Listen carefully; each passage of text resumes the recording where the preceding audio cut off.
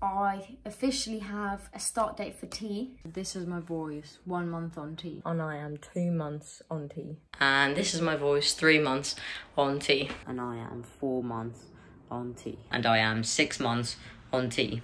And I am 7 months on T. And this is my voice, 8 months on T. And I am 9 months on T. And I am 10 months on T. And I am 11 months on T. And I am 1 year on T. Hey guys, so today is the 19th of March 2023 and I am 2 years on T.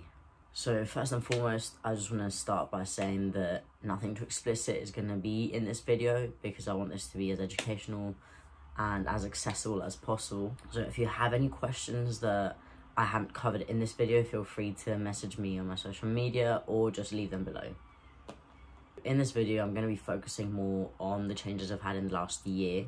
So if you want to see the changes that I had from when I started T till year 1, you feel free to go watch my other video. Surprisingly, there's actually been a lot more changes than what I realised, because obviously in the first year, a lot was happening every single month, but in the second year, I hadn't noticed that so much had happened, but when I sat down to plan this video, I realised that like a lot more had happened. In the last 3 months, I've also changed T, which has changed a few things, but when I cover those changes, I'll mention that I think it's because of the new T.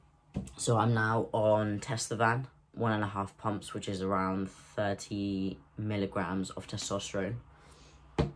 Now I haven't had a blood test yet to see how this new T has affected me, but I'm gonna have one towards the end of this month when I have another gender clinic appointment. I'll be making a video about that too, so we'll to see if what I suspect is true or not in that video. I feel like this new T has made my estrogen levels go up. Could be wrong, but some of the effects that I'll be covering could be a cause of that. So like usual, I'm going to be covering physical changes from top to bottom, then I'm going to be doing emotional and mental changes, and then at the end I have a little exciting update for you guys about my top surgery. So starting at the top, so hairline is one I hadn't really noticed, but when I look at side-by-side pictures, my hairline's definitely gone back quite a bit.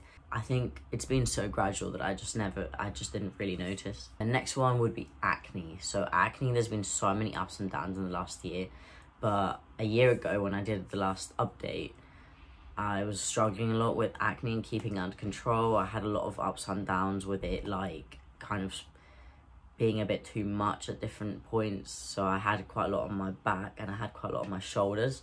So the body acne's got a lot better. I don't really have that much on my arms or back anymore, but face is the only place where it's been consistent. I have a better face routine now, and possibly that's helped, or maybe like my hormones being more stable has helped, but it's nothing too overwhelming. The last one for my face would be facial hair. I'm going to put a side-by-side comparison last year versus this year.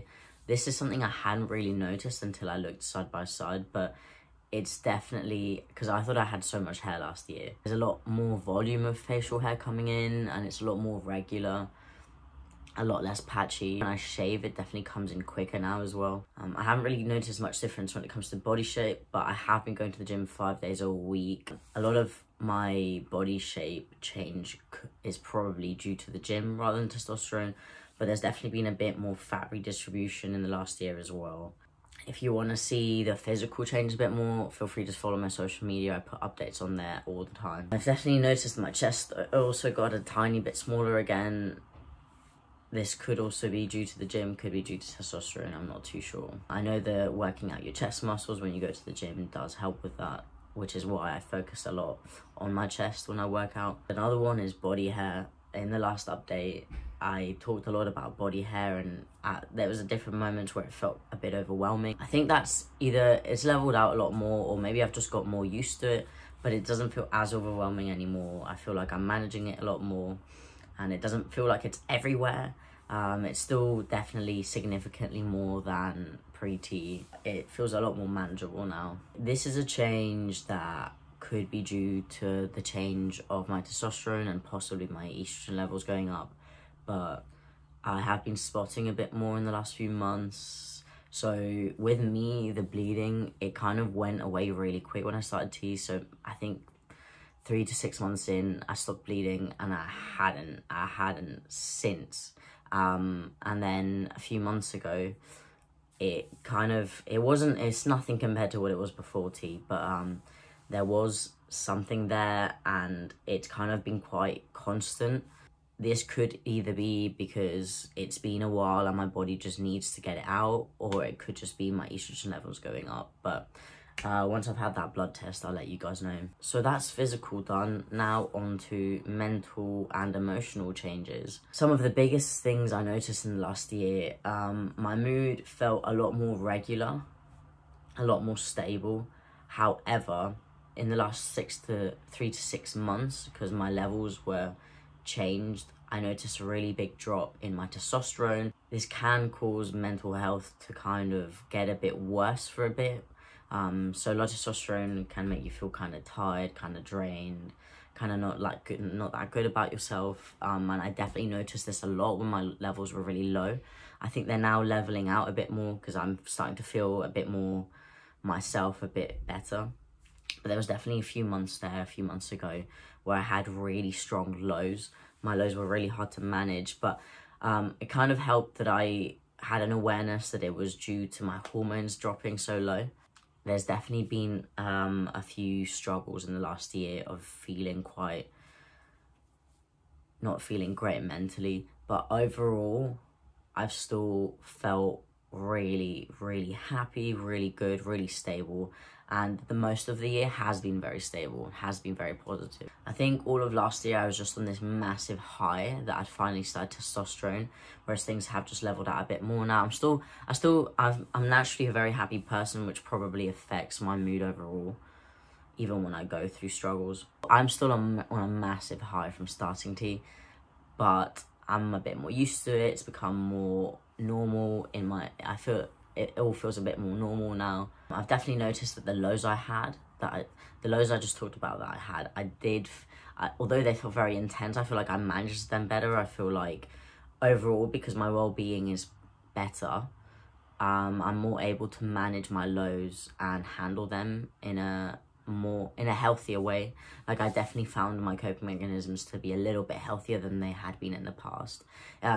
Definitely, especially pre-T, like my coping mechanisms pre-T were very unhealthy, whereas I found myself going to the gym more, trying to sleep better, trying to eat better this time around, which is a big change. Unfortunately, during these lows, my libido definitely dropped drastically. I find that my happiness is very affected by my libido. That has leveled out a little bit more now. I briefly covered this in last year's video, but social change was a really big change I noticed last year that I wasn't really prepared for. Like, none of the documents that you sign or any of the expectations you have of transitioning include the social change you feel within your community, because you go from being perceived as one gender to being perceived as a different gender by society.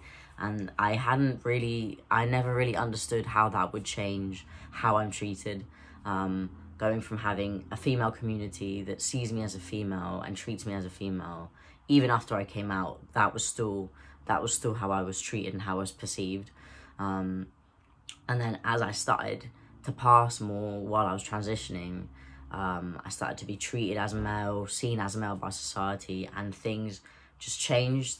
A lot of it was really positive, but there was also negatives in that. There's so many social changes I've had. I can't cover them in this video, but I keep saying this. I am going to make a separate video covering all of this, because it's such a unique perspective I have as a trans person, to see to be able to know how I was treated as two completely different genders. There's also been phases in the last year where I have felt like it was harder to cry. So the main things I covered in last year's video was anger and sadness, because crying was a really big thing for me pre-T that I felt really uncomfortable with. I know that's silly and it shouldn't be that way, but I used to cry a lot pre-T, and I've always felt very uncomfortable with that, and it always used to trigger my dysphoria so much. So that leveled out a lot while I was on T. I felt a lot more comfortable with how much I was crying and how I was crying. It felt a lot more me. And in the last year, more of the same. However, in the last few months, I feel like I've been a bit more cryy. But again, I suspect my estrogen levels have gone up, which would do that. I never felt any difficulty crying. I never had that phase that a lot of trans guys have. And anger, more of the same. Anger has been very managed. Like pre-T years ago, when I was a lot younger, I had some challenges with anger. I think also, especially when I was realizing I was trans, I had a lot of issues controlling my anger. It was a really kind of mixed emotions time for me in my head. But yeah, I think also going to the gym regularly has helped a lot manage a lot of my emotions. It's made me feel a lot more stable. I think gym has just helped overall with a lot of stuff. Yeah, anger, completely under control. I don't feel like I'm a massive ball of anger. A lot of trans guys seem to say that testosterone kind of changes how they feel anger, and it definitely feels different, but it feels completely manageable, not out of control at all. So that's all the changes done for the past year. And finally, the little update I have for you guys. So I have really exciting news about top surgery. So after my third gender clinic appointment, I was referred for top surgery, and I finally last week got an appointment letter. I believe this is just for a consultation. I suspect there's still a pre-op and then it's the surgery, but I'm not certain. So I'm going to find out at this appointment. So my first consultation for top surgery is next week, and I expect to find out what type of surgery I'll be able to get, stuff like that, a bit more. They'll be able to answer a few of my questions, and I'll be a bit more informed about how the top surgery process is going to go. So once I've had this appointment next week, I'll obviously make a video covering what you get, what happens in your first consultation for top surgery. And it's really exciting. So you'll see another update video after my next gender clinic appointment and after my top surgery, my first top surgery consultation. Thanks for watching, guys, and I'll see you again soon.